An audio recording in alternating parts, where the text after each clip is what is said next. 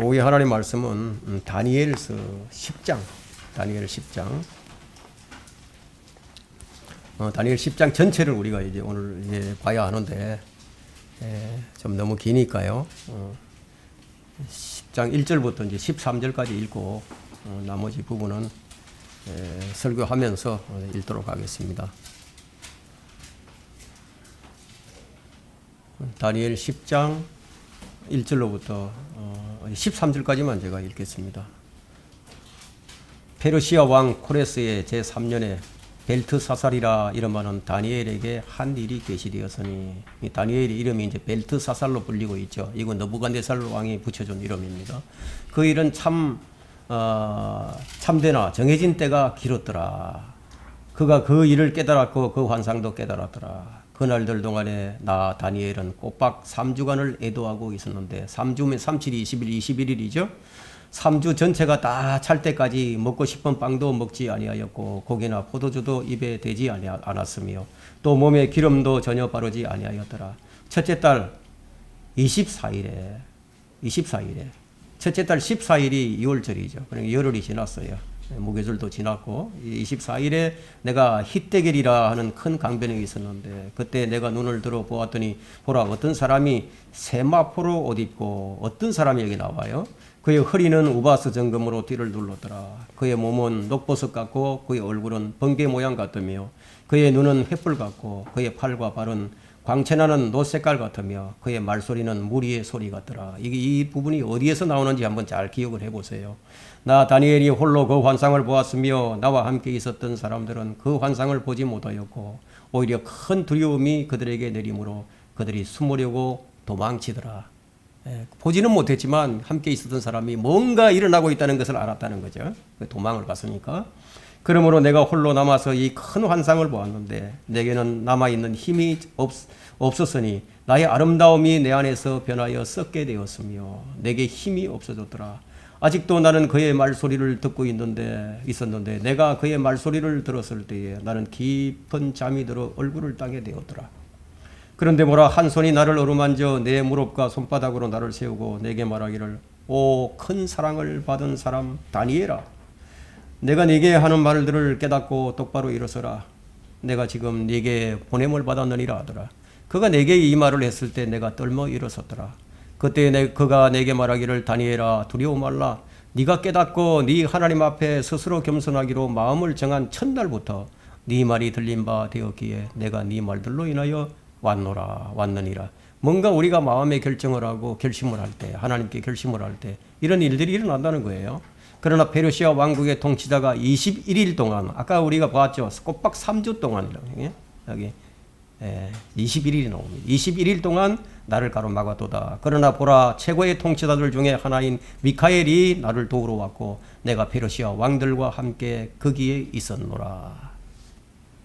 오늘 설교 제목은 주의 천사와 페르시아 왕, 주의 천사와 페르시아 왕, 이런 제목으로 말씀을 전하도록 하겠습니다. 방금 우리가 읽었던 이 다니엘 10장은요, 참 대단히 의아스럽고 놀라운 사건입니다. 이 페르시아의 왕국의 통치자가 가로막았다. 이거 뭐 도저히 상상하기가 어렵죠.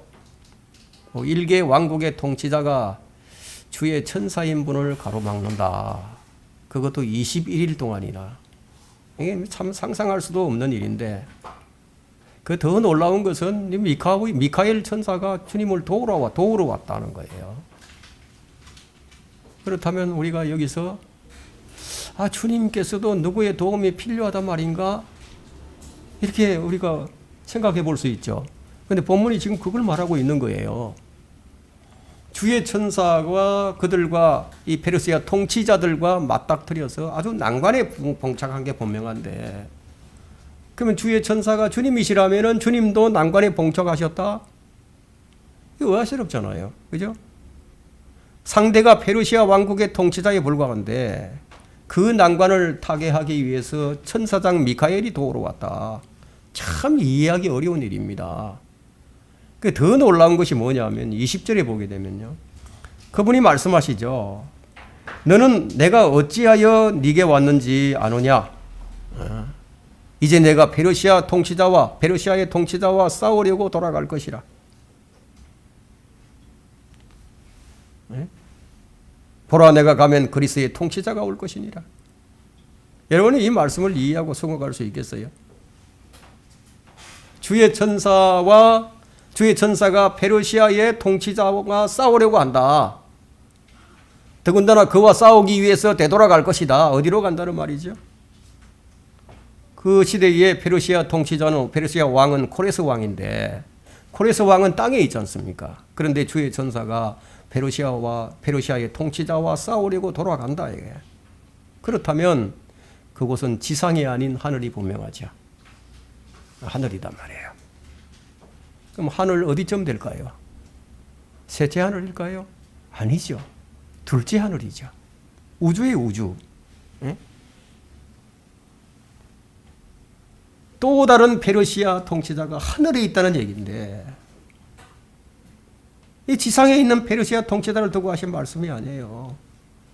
그 미카엘 천사를 가리켜 여기서 최고의 통치자들 중에 하나다. 이것은 참 심상치 않은 말씀인데, 그러면 최고의 통치자들이 많이 있다는 얘기예요. 하나가 아니라 통치자들이라고 하잖아요. 자, 우리가 이것을 이해하려면 먼저 천사들과 영적 세계에 대해서 성경이 제시하는 몇 가지 진리를 우리가 이해를 해야 됩니다.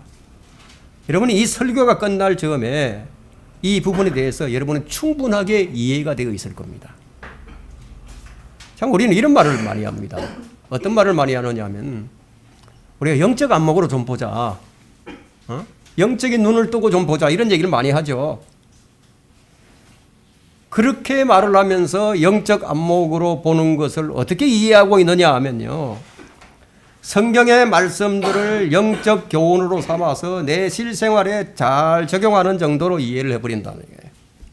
물론 당연히 그렇게 해야 하겠지만, 그러나 그런 차원에서 머물 것이 아니라 더 고차원적인 이해가 필요하다는 거예요. 영적인 안목이란 뭐냐? 말하자면 보이지 않는 영적 세계의 일들을 보는 거예요. 하늘에서 이루어지는 일들이 이 땅에서 이루어진다는 사실을 영의 눈으로 안 뜨고 어떻게 그것을 이해할 수 있겠습니까? 자, 우리 주님께서는 영적인 안목으로 모든 것을 보셨어요. 그리고 이 사람들의 배후에서 일어나는 일들이 누구에 의해서 일어나는 것인지를 그걸 밝혀주셨다는 거예요. 자, 이런 일들을 이 본문의 말씀과 우리가 접목을 하면서 오늘 우리는 영적 배우자들을 정확히 이해하고 우리 영적인 눈으로 보는 것을 배워야 한다는 겁니다. 지금 인간 세상에서 일어나고 있는 모든 일이 우연이 아니다.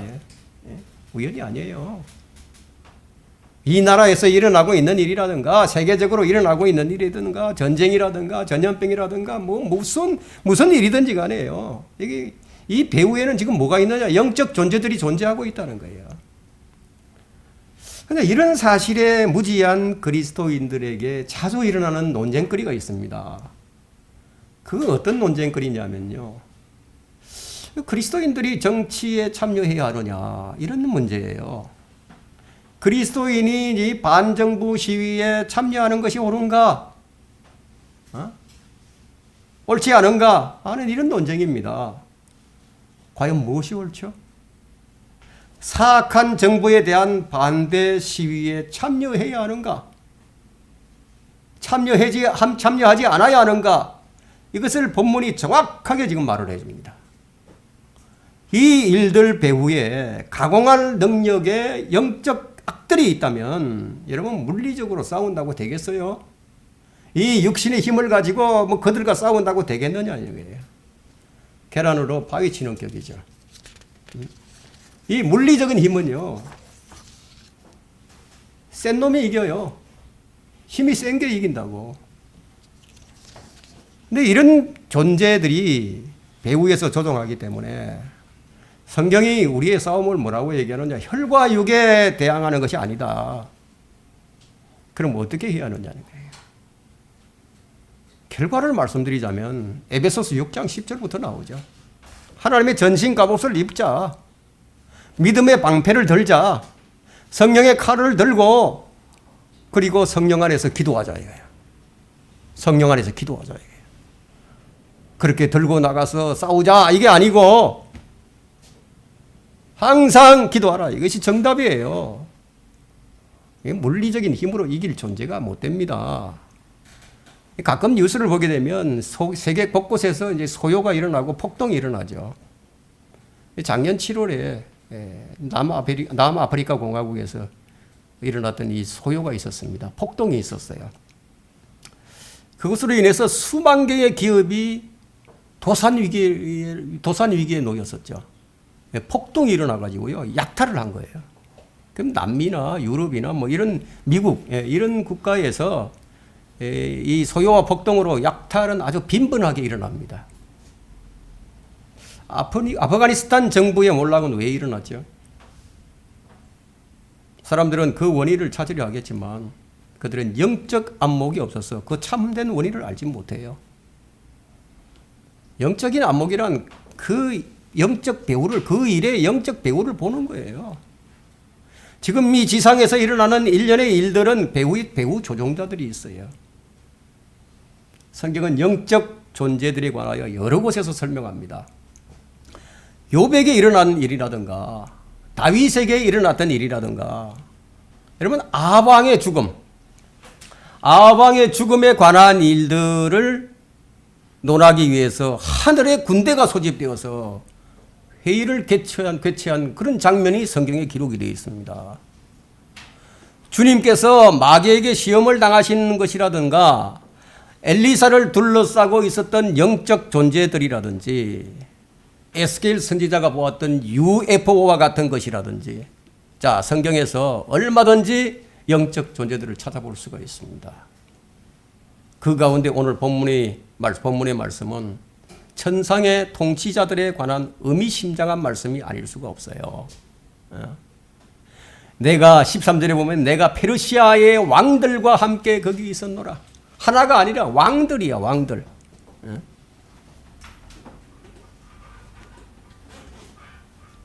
페르시아 왕이 하나인 줄 알았더니 왕이 하나가 아니야. 왕들이야.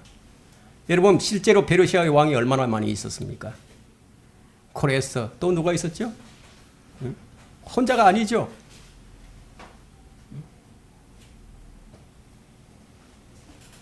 자, 그러면 보세요.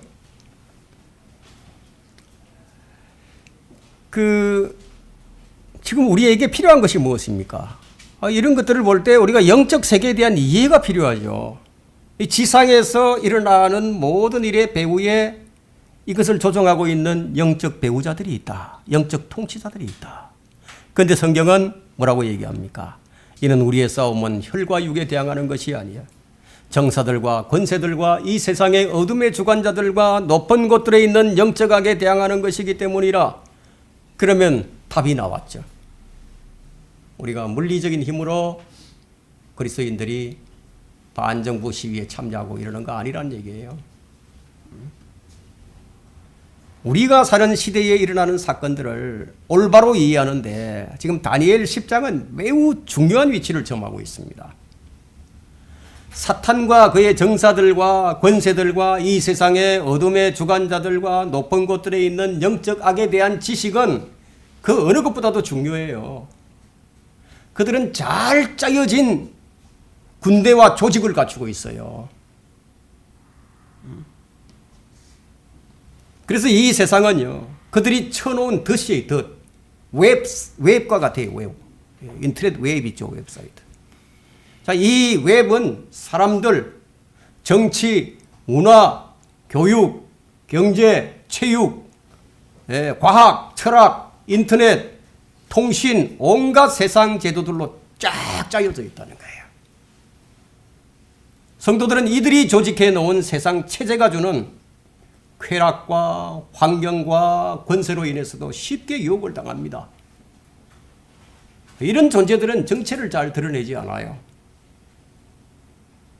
정체를 잘 드러내지 않는단 말이에요. 그런데 이 세상은요, 지금까지 이들이 의도했던 그 계획에 잘 호응해 오다가 급기야는 어떻게 되느냐, 그들의 실체를 믿지 않는 지경에까지 이르렀다는 거예요. 여러분 지금 사탄을 얘기하고 마귀들 얘기하고 뭐 공중권세 통치자들 얘기해 보세요. 사람들이 어떻게 생각하고 있나? 그건 공상 영화에서는 나온다.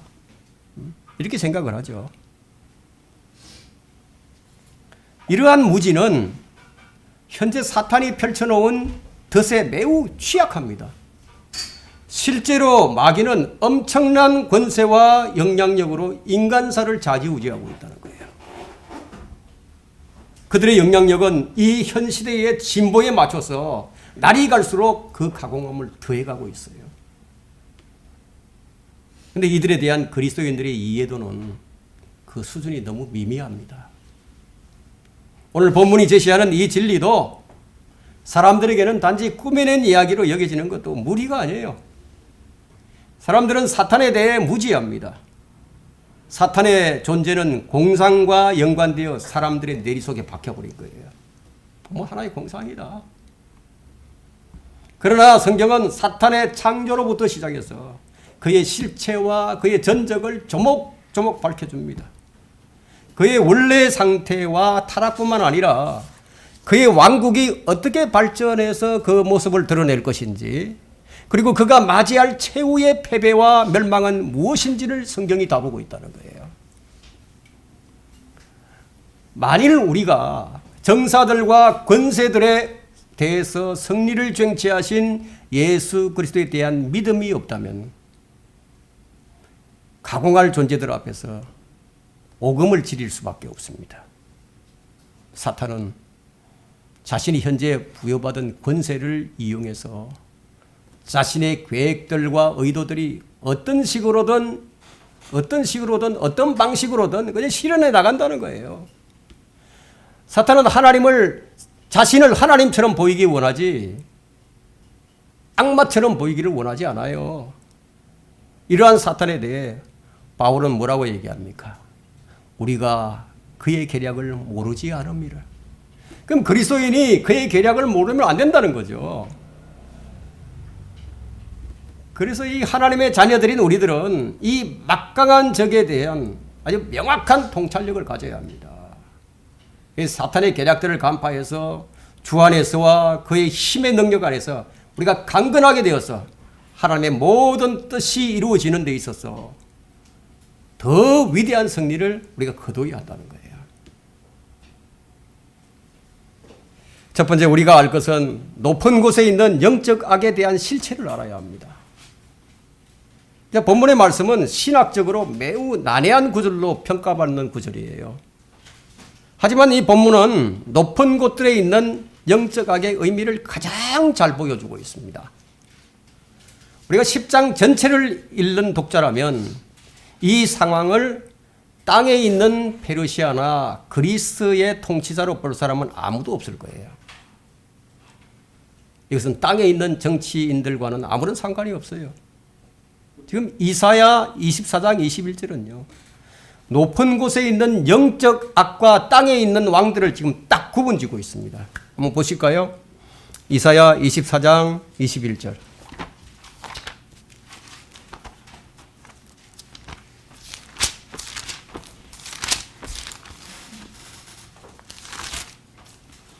이사야 24장 21절 보세요. 그날에 보세요. 그날에 주께서 높은 곳에 있는 높은 자들의 군대와 보세요. 높은 곳에 있는 높은 자들의 군대와 땅 위에 있는 땅의 왕들을 벌하시리라. 두 부류가 있는 것을 볼 수 있죠. 그러면 이 땅에 있는 부류들은 누구에 의해서 조정이 되느냐? 높은 자들의 높은 곳에 있다 이거예요. 하늘에 있는 이 군대를 얘기해요. 하늘에 마귀의 군대들이 있다 이거예요.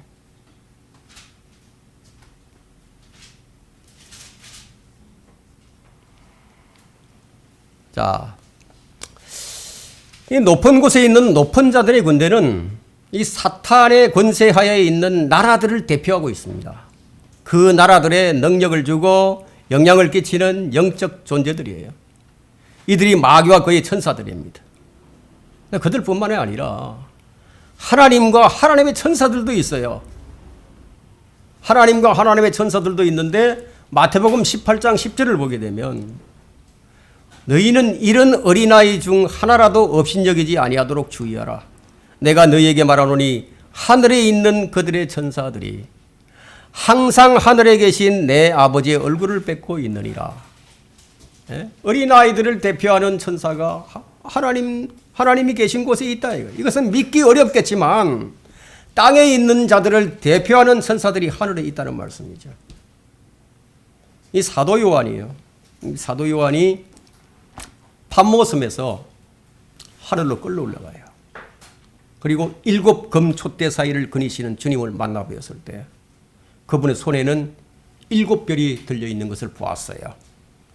그 성경이 말하기를 7별이 7 교회의 천사들이고 7 촛대는 7 교회라고 분명하게 말합니다. 그러면 계시록에 나오고 있는 7 교회는요, 지상에 있는 교회가 분명하죠.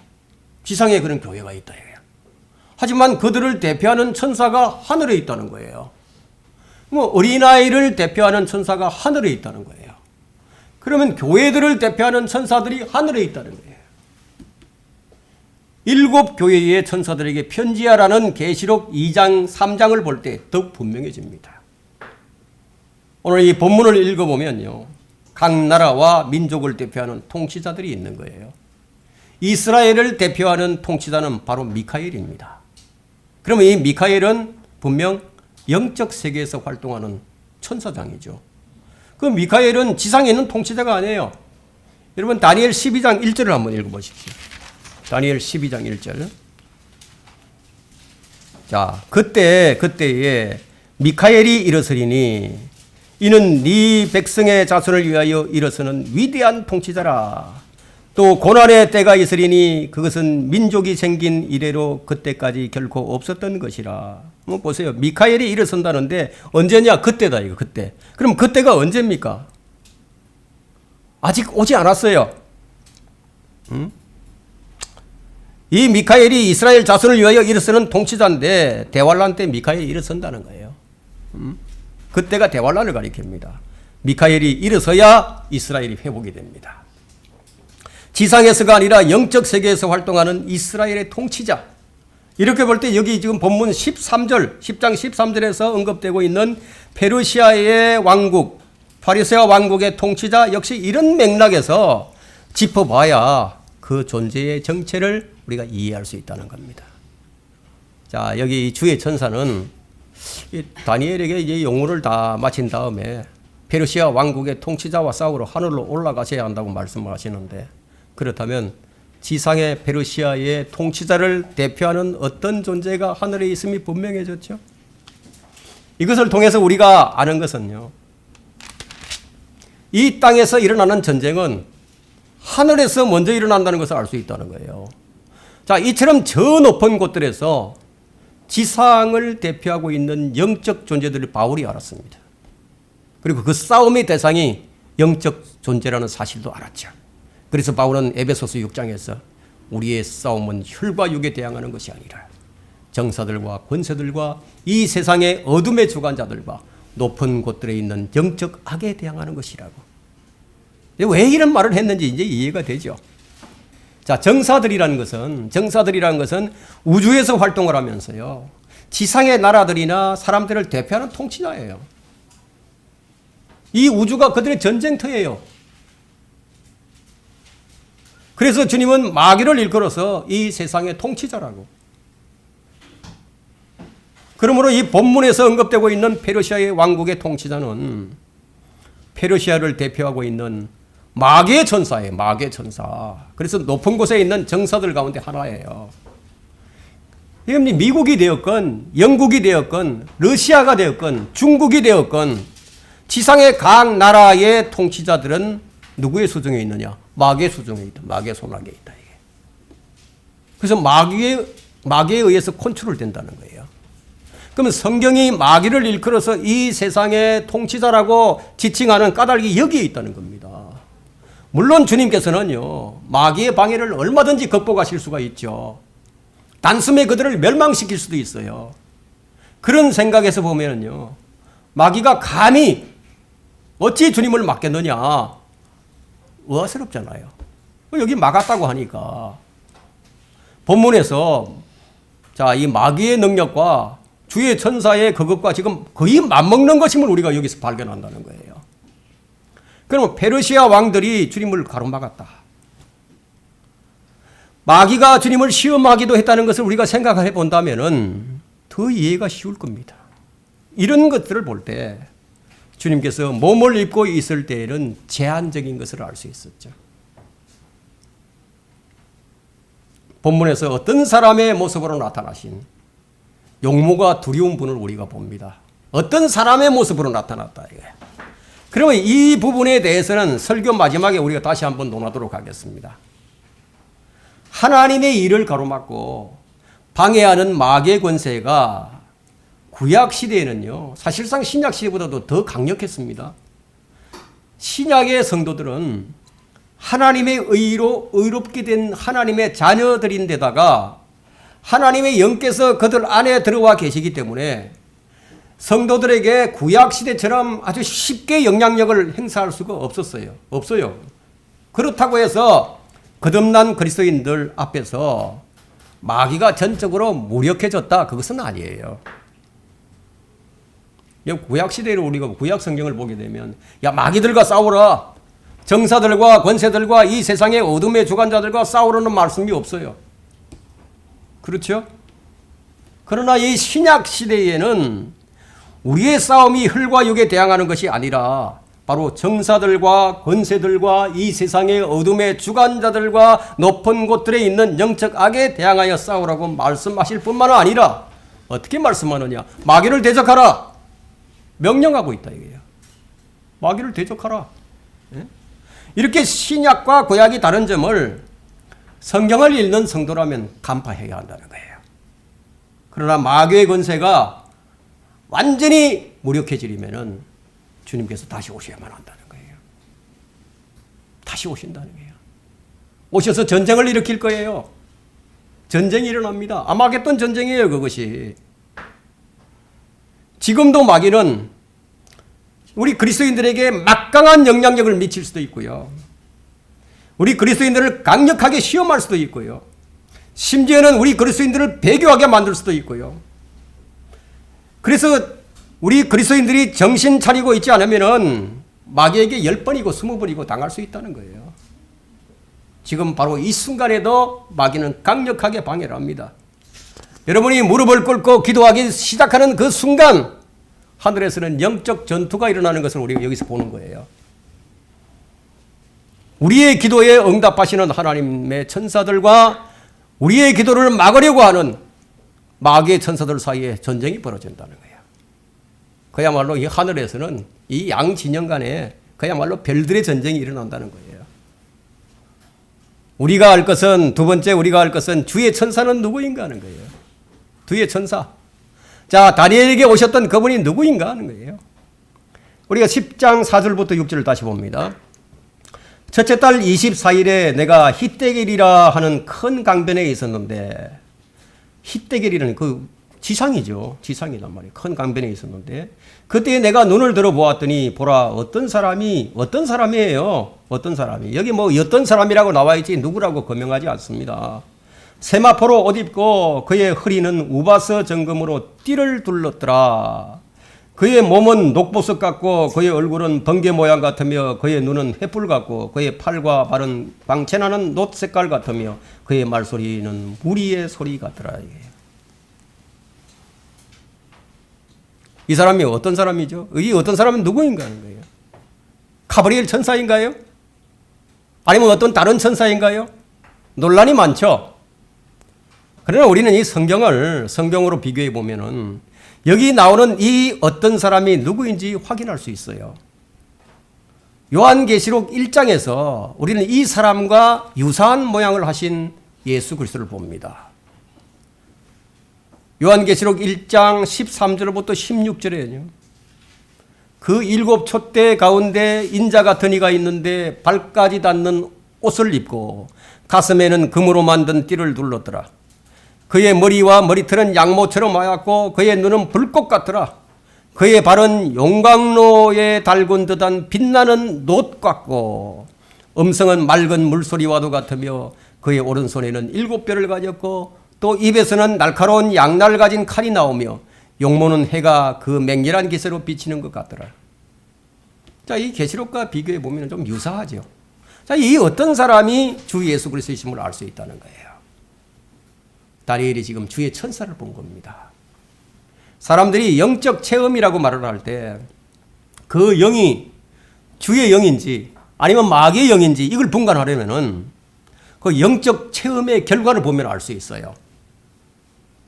어떤 목사가 성령께서 알려주셨는데 북한의 김정은이 죽었대요. 지금 있는 이 김정은은 가짜다 라고 이 설교 중에 이렇게 단언을 했는데, 근데 그 김정은이 죽은 것이 아니고 살아있는 것으로 밝혀졌다면 그러면 그 목사에게 어떤 영이 알려졌을까요? 결과를 보면 아는 거예요. 이게 결과를 보면은. 그죠? 그러면 그 사람은 어떤 영과 접촉을 한 것이죠? 세월이 지나니까 밝혀지잖아요. 그 목사의 영적 체험은 마귀의 영과 접촉한 거다 이거예요. 분명하죠? 그럼 소위 이제 영적 체험을 한다고 하면서 미친 사람들처럼 알아듣지도 못하는 말을 한다든지 울고불고 야단 법석을 떤다든지 아니면 몸을 흔들어대고 뱀처럼 춤을 추면서 발광을 하는 이런 사람 몸을 주체하지 못한다든지 뭐 깔깔거리고 웃는다거나 소란스럽게 아주 무질서한 열광의 도가니가 연출을 된다면은요, 그 사람들은 직접 금방 알죠. 그런 사람들은 마귀의 영에 사로잡힌 사람들 금방 안다 이게. 진리의 말씀으로 무장이 되어 있고 영적으로 성장한 성령 충만한 그리스도인이라면 금방 분간해내는 거예요. 어떤 경우에는 그 자리에서 당장 이게 분간이 안 되더라도 한참 시간이 지난 뒤에 딱 되돌아보면은요, 그때 거기에 임했던 그 사람에게 임했던 그 영이 어떤 영이었는지를 알게 된다는 거예요. 다니엘은 주님의 영광스러운 모습을 대하고 힘이 쏙 빠져버렸어요. 완전히 빠져버렸다 이게. 그 다니엘은 주님의 영광스럽고 거지없는 그 장엄한 그 모습 앞에서 인간의 보잘것없는 아름다움이 어찌 되겠습니까? 녹아버리는 거죠. 그렇다고 해서 그가 건강을 잃고 병들어 죽게 된 사람처럼 생명력 자체가 약화되었다는 것은 아니에요. 이 다음 9절을 한번 보세요. 아직도 보세요. 아직도 9절에. 아직도 나는 그의 말소리를 듣고 있는데 내가 그의 말소리를 들을 때에 나는 깊은 잠이 들어 얼굴을 땅에 대었더라. 다니엘이 주님을 만나는 순간에 힘이 없어진 것은 사실이었지만 여전히 그분의 말소리를 듣고 있어요. 비록 힘이 온전히 다 빠져버렸지만 의식만은 너무 뚜렷해가지고 주님의 말씀을 아주 명료하게 듣고 있다는 거예요. 10절을 보세요. 그런데 보라, 한 손이 나를 어루만져 내 무릎과 손바닥으로 나를 세우고, 다 이게 그냥 의식이 분명해가지고 주의 손이 그를 만지자 그냥 순간 힘이 솟아올랐어. 이 얼마나 놀랍고 생생한 체험입니까?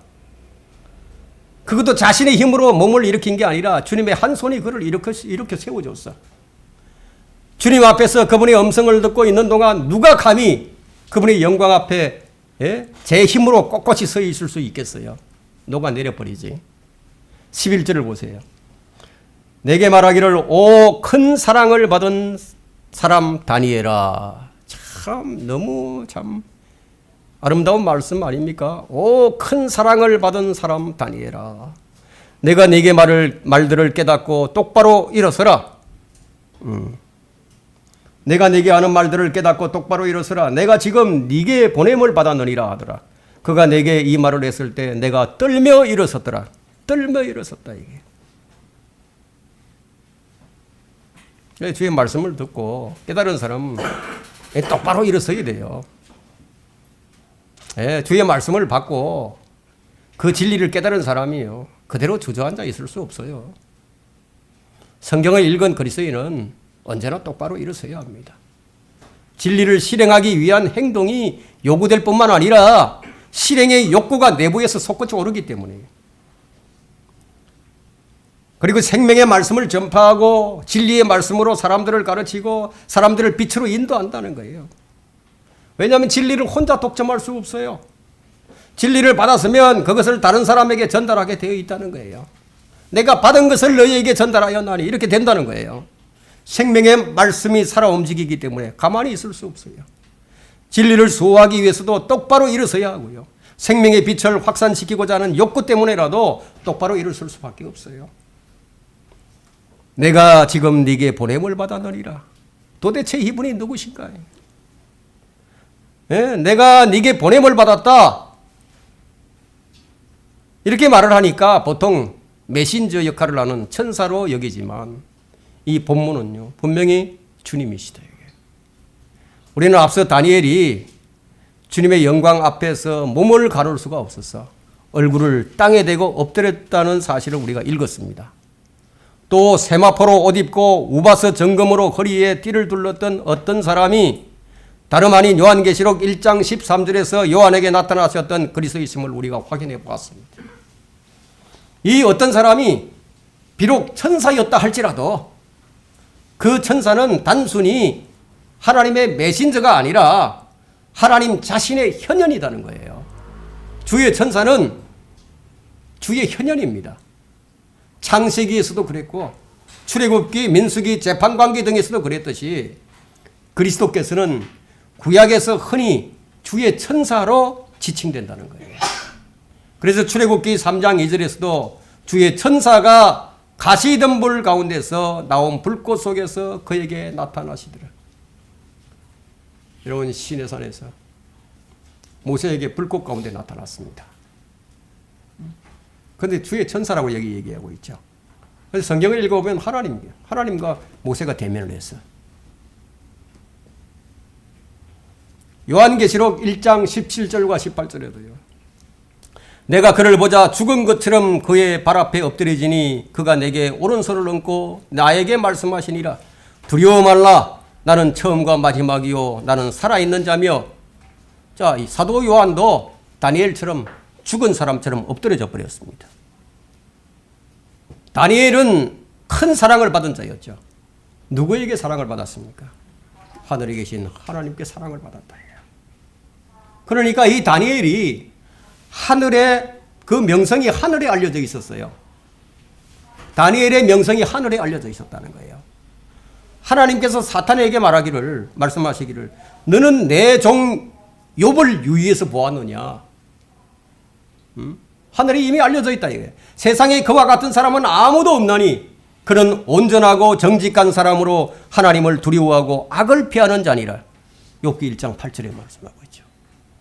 욥은 그 명성이 하늘에까지 알려져 있었던 사람들 가운데 하나였다는 거예요. 그 다음에 신실한 그리스도인입니다. 신실한 그리스도인으로서 복음을 전하고 죄인들의 혼들을 주님께로 인도해 오는 사람이라면 그 명성이 어디에 알려져 있나? 하늘에 알려져 있다는 거예요. 크다한 구름 같은 정인들이 에워싸서 지금 보고 있다는 거예요.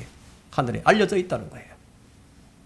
그러면 다니엘 10장에 나타나는 이 페르시아의 통치자와 그리스의 통치자는 다니엘의 예언들 가운데서 큰 이방 왕국을 대표합니다.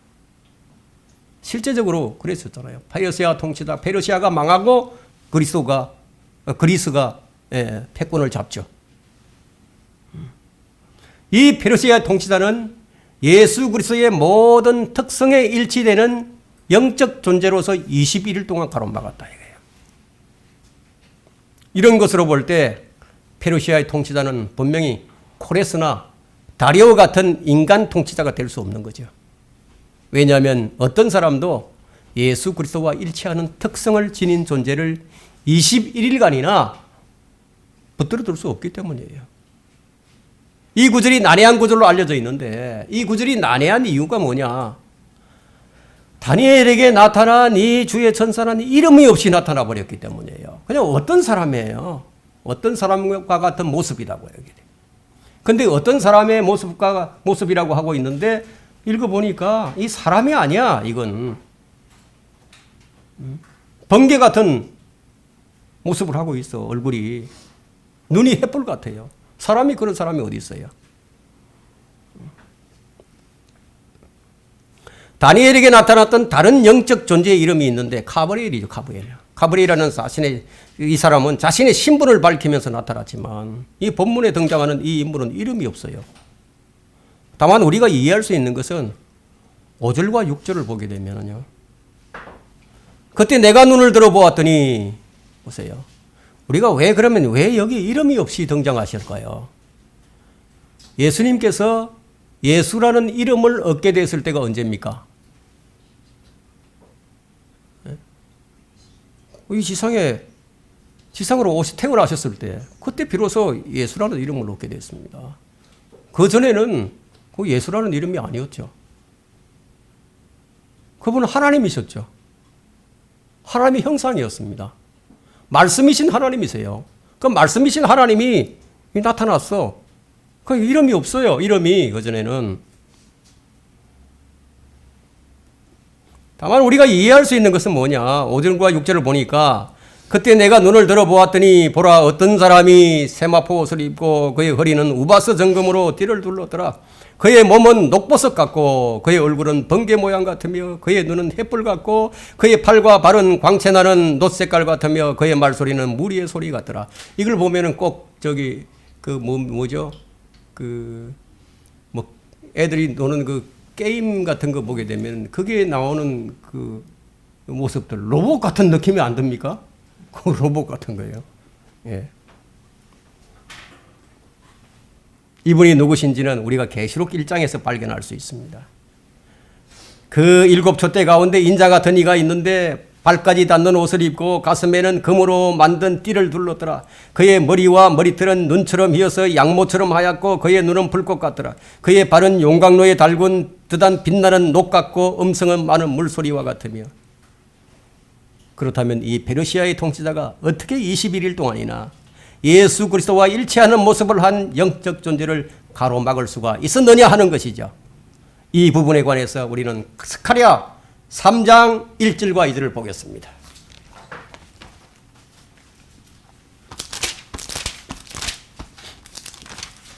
스가랴 3장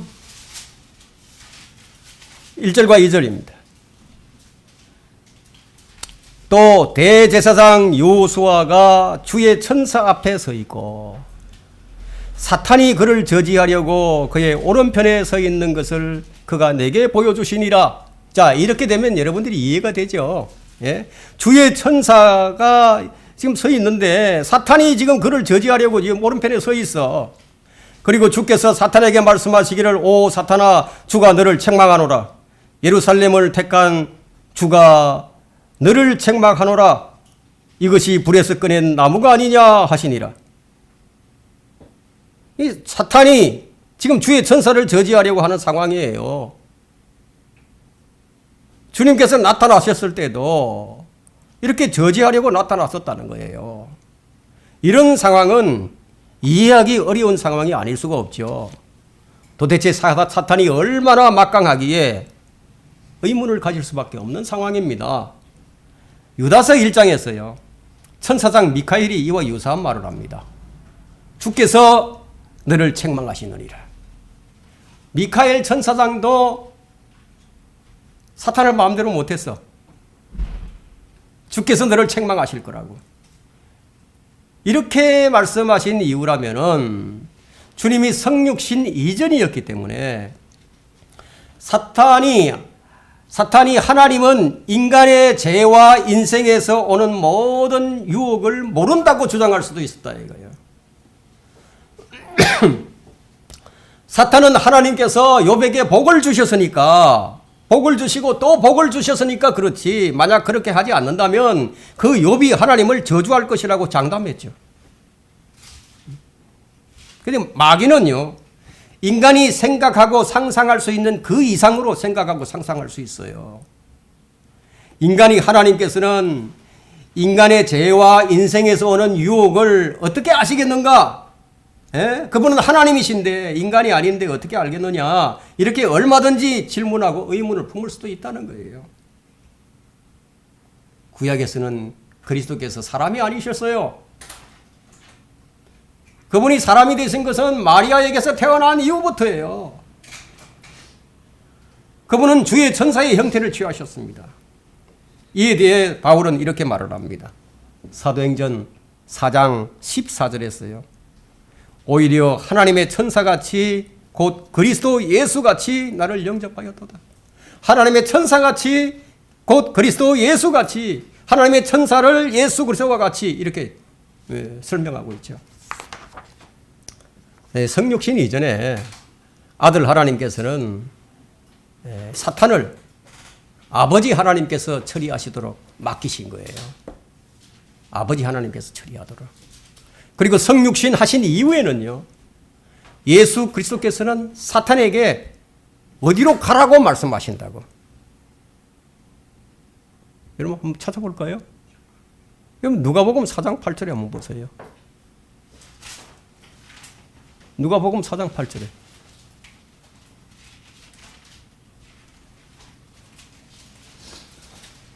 예수께서 그에게 대답하여 말씀하시기를 사탄아 내 뒤로 물러가라. 기록되었으되 너는 주 너의 하나님께 경배하고 오직 그분만을 섬기라고 하였느니라.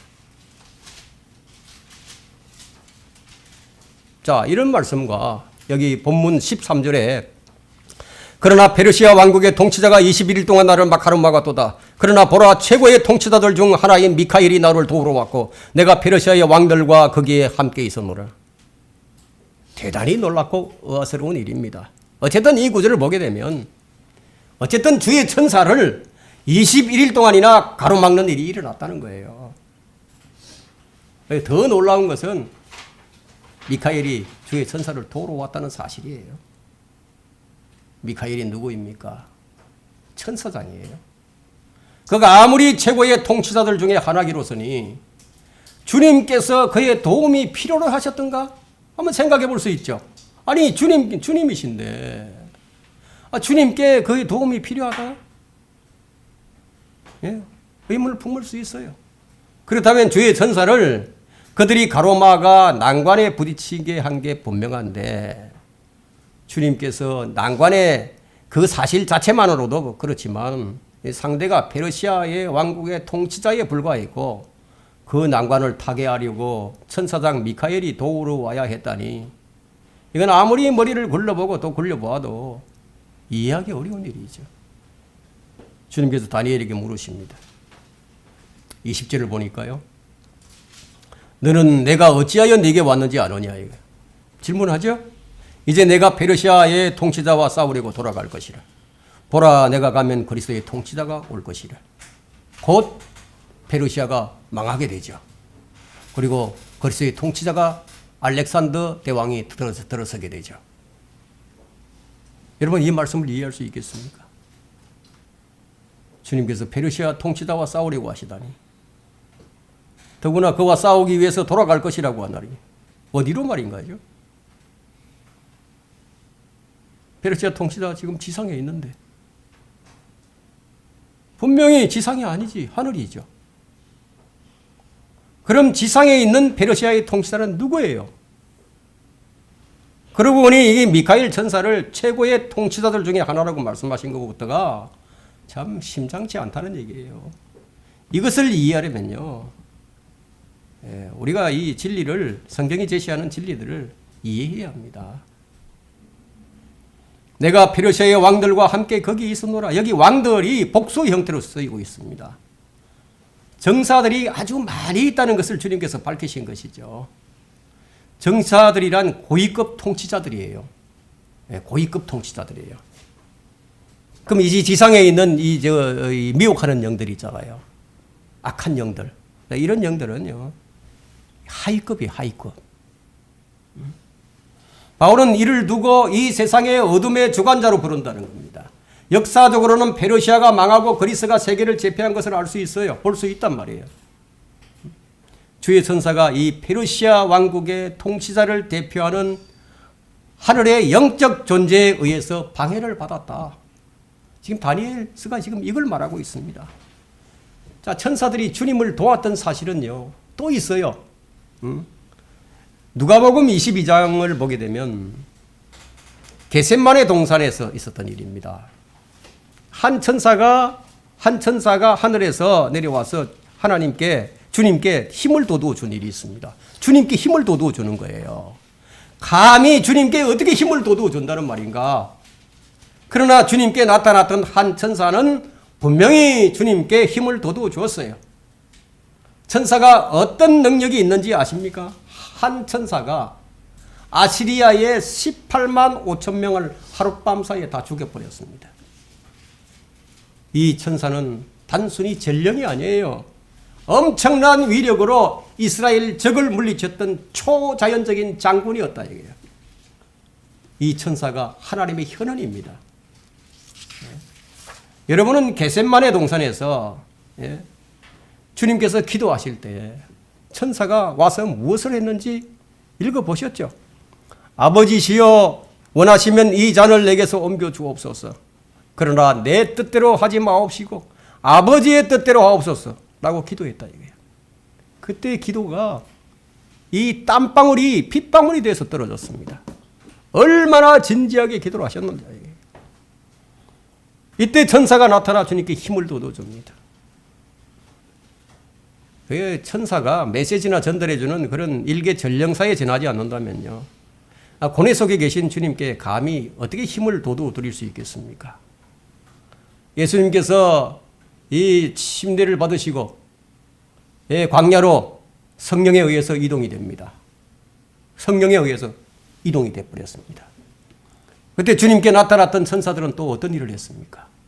40일간 금식하신 후에 마귀에게 시험을 받으셨다 이거예요. 그 마귀에게 시험을 물리치고 주님께 천사들이 나타났어요. 마귀가 주를 떠나고 보라 천사들이 와서 주를 섬기더라. 천사들이 와서 주님을 섬겼습니다. 아시리아 군대 18만 5천 명을 하룻밤에 죽였던 일을 천사가 했습니다. 이런 진리를 이해한다면요, 다니엘에게 나타나신 주의 천사를 이해하는데 별로 어렵지 않다는 거예요. 오늘 본문 19절을 보겠습니다.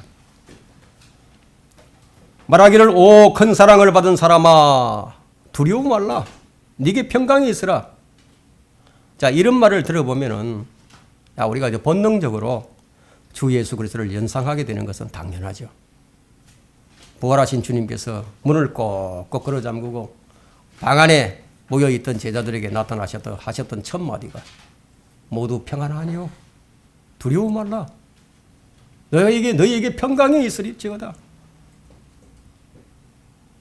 그러니까 이 다니엘에게 나타났던 이 사람의 모습과 같은 이는 누구냐? 구약적인 표현으로 주의 천사였다.